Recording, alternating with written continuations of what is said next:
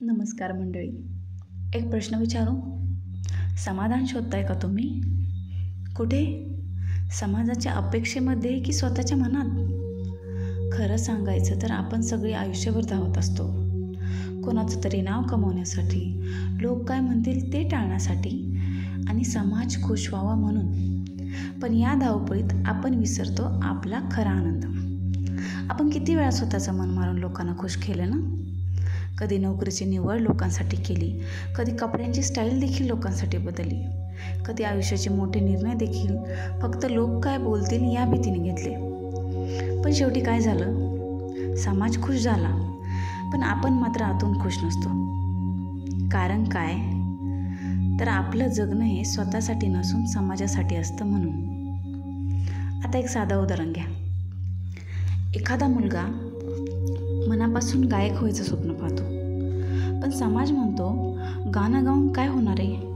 मग तो नोकरी करण्याचा निर्णय घेतो. तो रोज जगतो, पण आतून आनंदी नसतो. तर दुसरीकडे दुसरा मुलगा गाणं निवडतो. हो, त्याला खूप संघर्ष करावा लागतो, कधी अपयश देखील येतं त्याच्या वाटेला. पण जेव्हा तो गातो ना, तेव्हा त्याच्या चेहऱ्यावरचं जे हसू असतं ते जगातील कुठल्याही संपत्तीपेक्षा मौल्यवान असतं. त्यामुळे सांगते, लोकांचं बोलणं थांबणार नाही आहे.